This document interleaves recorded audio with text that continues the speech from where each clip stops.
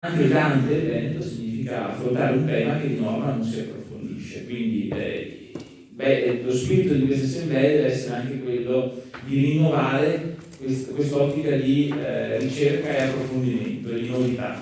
Quindi la relazione signor De Paoli oggi si inserisce in questo contesto di continua ricerca di qualcosa di nuovo, di nuovi approdi, di nuovi scenari che però sono ricollegati a temi che sono già conosciuti, cioè quindi è un nuovo approfondimento dentro l'approfondimento, un meta approfondimento, potremmo dire.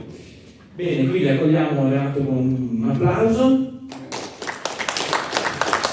E allora, dal punto di vista logistico, Renato, ci organizziamo così. Io ho le due slide che tu mi hai girato, le proiettiamo e quando intendi muoverle, tu mi dici vai e io le passo avanti, ok? Vuoi che gli diamo la chiave? Dovrò vedere.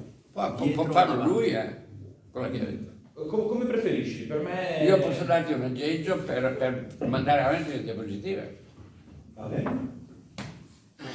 Aspetta che mettere la chiavetta. Sì. Buongiorno a tutti intanto. Grazie di essere venuti qua, nonostante la giornata.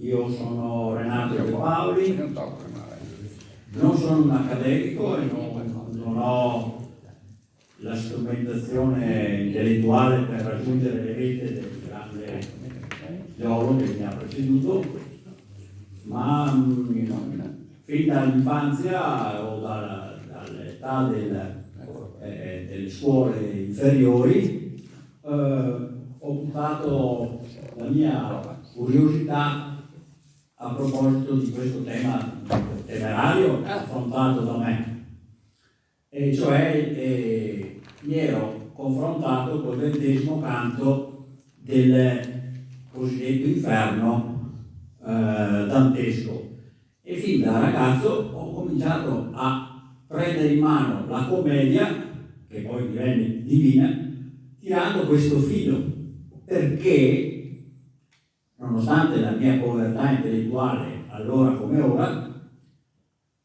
in questo canto si parlava precisamente di luoghi che io conoscevo: Verona, Mantova, Padova,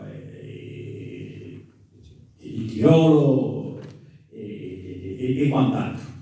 La mia ricerca è andata avanti fino ad oggi. Oggi ho dovuto anche aggiungere qualcosa alla mia ricerca grazie a 2 altri autori che poi tratteremo un pochino, che mi vengono in soccorso, e sono Giulio Ferroni, che nel 2019 mette in edizione in Italia di Dante una bellissima guida alta 20 centimetri, dove mi soccorre perché anche lui traccia un viaggio in Italia grazie a Dante. Lui affronta tutta la penisola, da Palermo a Roma, Firenze, a est, a ovest, da Torino all'Istria. Io invece mi concentrerò questa mattina in particolare per far contento un uditorio vicentino. Non è la mia materia principale, mi metterò a studiare questa materia in maniera molto più approfondita adesso che ho questo input, che è appunto Dante che cita Vicenza. Ma prima di inoltrarmi in questa impervia di temeraria impresa, comincerò dalla fine della vita di Dante, l'ultimo discorso che fece pubblicamente a Verona, perché è molto bello e molto curioso, che è questo. Allora, Dante, sappiamo di sicuro, tutta la parte della vita fino al 1300, 1301, 1302, poi quando viene esiliato da Firenze e viene nel nord Italia, alla corte di Scalise, viene a Treviso, viene morirà da Polenta e compagnia bella.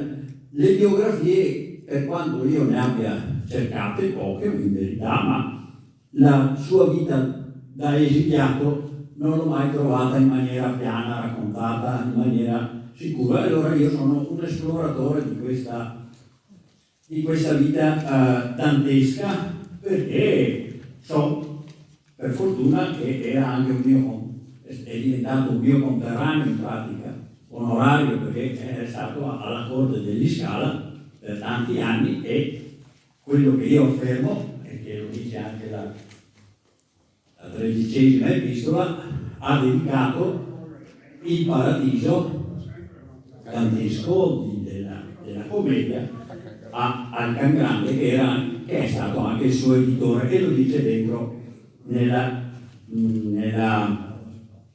commedia. Si chiamava commedia prima che Boccaccio gli aggiungesse l'aggettivo, anzi forse non è stato neanche Boccaccio, è stato nel 400, hanno aggiunto la parola divina. Ma vediamo come mai De Paoli è qua a raccontare questa storia. Allora, anche Dante, quando era a Verona, non era tanto amato, anzi era vilipeso, e alla conclusione della sua vita, perché non parlava in latino, amava parlare e fare le sue conferenze anche in lingua volgare, tant'è che poi non si giustificherà, scriverà di De Vulgari Eloquenza proprio per attestare che la nuova lingua con cui si doveva parlare a tutti era il volgare cosiddetto, mentre prima le conferenze le facevano in latino. Vediamo cosa fa il povero Dante, perché era povero in tutti i sensi, a parte quello intellettuale. Quando lui viene esiliato da Firenze e mandato via da Roma a fine i primi del 300, subirà 3 condanne a morte a Firenze, che lui mai accetterà, e quindi anche poi quando volevano fare il condono, lo chiameremo oggi, ha sempre rinunciato, perché volevano che lui si sottomettesse e ammettesse la sua colpa, cosa che lui non fece mai, e quindi dichiarò che era fiorentino di nascita, ma non di elezione, nel senso che lui disdegnò Firenze e scrisse anche scelleratissimi fiorentini. Ma la sua vita non fu facile neanche da esiliato, anzi fu più difficile di prima, perché la parte principale della sua vita la trascorse, la parte migliore, insomma, fino al 1300, la trascorse a fare, come diremo oggi, il primo ministro, mi sembra un triumviro, e poi invece cadde in disgrazia e partì, esule nelle nostre terre, e cominciò a cercare di sopravvivere in queste nostre terre. Ma vediamo cosa dice nell'ultimo discorso a Verona, nella chiesetta di Sant'Elena, che è la chiesetta attaccata al Duomo, molto bella, per chi c'è stato ci andrà a vederla. C'è anche una lapide che riporta questo suo discorso, e è in questa maniera. A Verona viene letta da Dante nella chiesa di Elena, adiacente il Duomo, una grande e antichissima lapide lo ricorda. Tratta del livello relativo all'acqua e della terra. Lui l'ultima conferenza che fa la fa sul tema di terra e di acqua. L'ho tradotta in lingua madre mia, perché è in latino, e tratta in pratica dell'influenza della Luna sulle alte e basse maree, e di conseguenza la grandezza, a mio modo di vedere, delle isole, perché il territorio veneto, vicentino, veronese, padovano, rodigino, eccetera, era tutta una palude. Infatti era il paludo, dicono gli autori, e anche Dante, e anche altri. Ecco, vedete, se io intanto sto passando dietro delle immagini che sono anche rappresentative di quello che Renato ha studiato in tutti questi anni, quindi se vuoi un attimo magari spiegarci questa cosa. Beh, qua mi vieni in soccorso perché questa è una mappa che ho trovato e poi io l'ho ribaltata e racconta un po' la geografia fisica dell'epoca, fisica e politica dell'epoca trecentesca, quattrocentesca. E qua vediamo illustrata, questa era Padova, ma era circondata da acque e paludi dappertutto.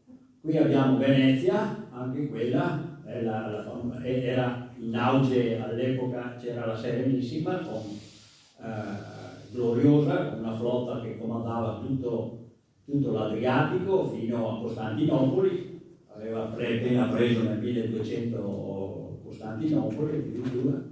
Qui abbiamo Adria, che è una famosa XII lucomonia del VI secolo a.C., anche quella circondata da acque. Questo sarebbe il cosiddetto Polesine, oggi lo chiamiamo Polesine, all'epoca veniva chiamato Padus, Padum, Padusa,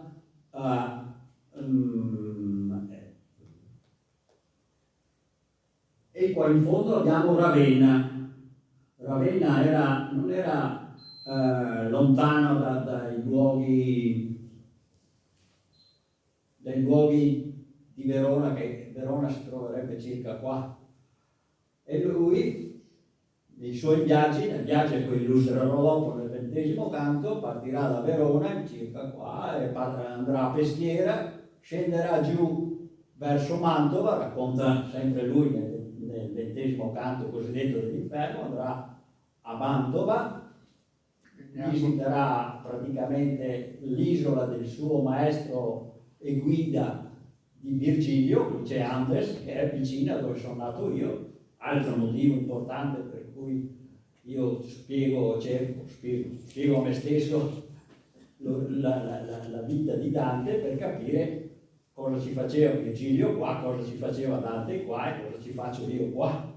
Poi sappiamo che sempre grazie a questo 20° canto descrive questo luogo qua come una grande lama, perché ha una forma di lama all'epoca, ed è un grande lago che solo talvolta, lago con poca acqua, che solo talvolta d'estate di acqua e grama, cioè quando in estate c'è il sole e si asciuga, c'è poca acqua, allora si restringe. In questo caso Dante utilizza questo spazio per raccontare. Quello è Legnago, quello là, non Legnaro. Quello è Legnago, non Legnaro. Vabbè, perché mi manca il pezzo dalla parte di qua, che sarebbe Mantova, eccetera, ma c'è Mantova, Governo, quello che noi chiamiamo Governolo. Ho avuto una bellissima esperienza una settimana fa, per la prima volta sono andato in biblioteca bertoliana e ringrazio la Bertoliana, ho avuto in mano il manoscritto, la prima opera dantesca del 1395, un tomo meraviglioso, e lì Governo non è né governo, è governo. Perché si chiama governo? Perché governa l'acqua che scende giù, dal lago di Garda, anche questo è citato nel 20° canto, scende giù dall'Indio, va a Mantova, si butta in Po a governo, perché il governo è come il rubinetto che decide che livello di riva ha l'acqua in questa zona qua. Questa è un'altra mappa che ho dipinto io ed è compendio nella breve storia di civiltà fluviale che ho pubblicato nel 2006.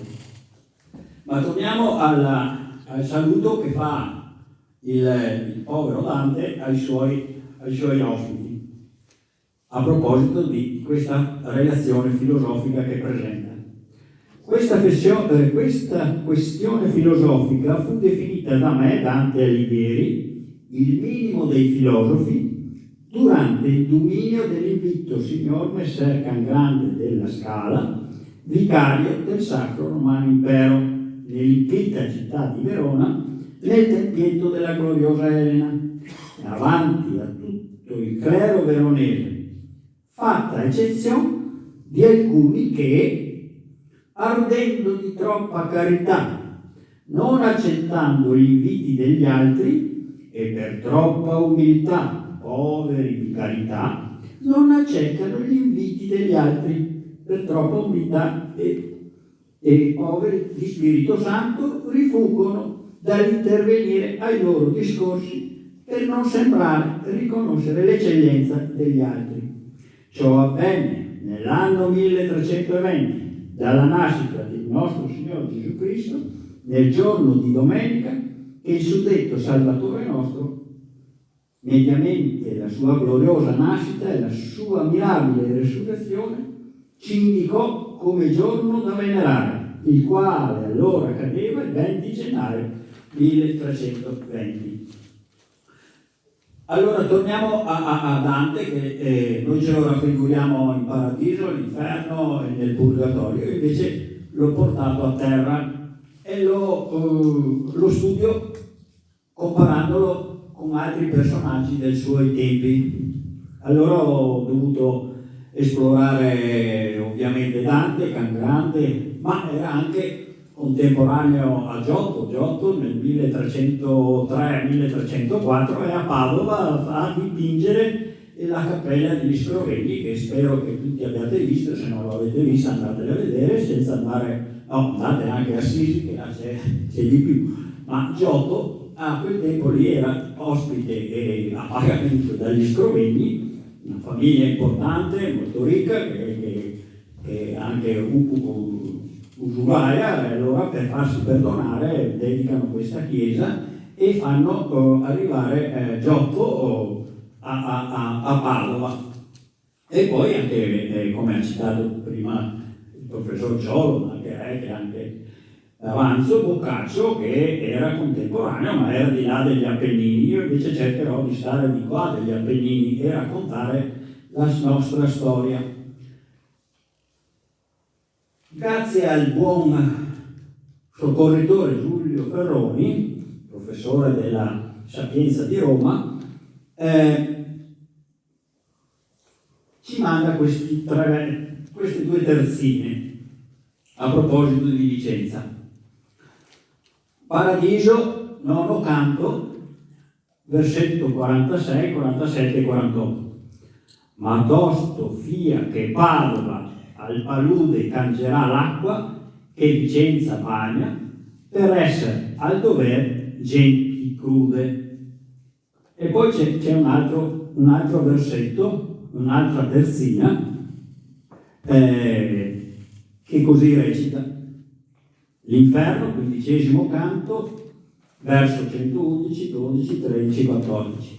E vedervi, se avessi avuto di tal tigna brama, colui potei che dal servo dei servi fu trasformato in darno in bacchiglione, dove lasciò li mal protesi nervi.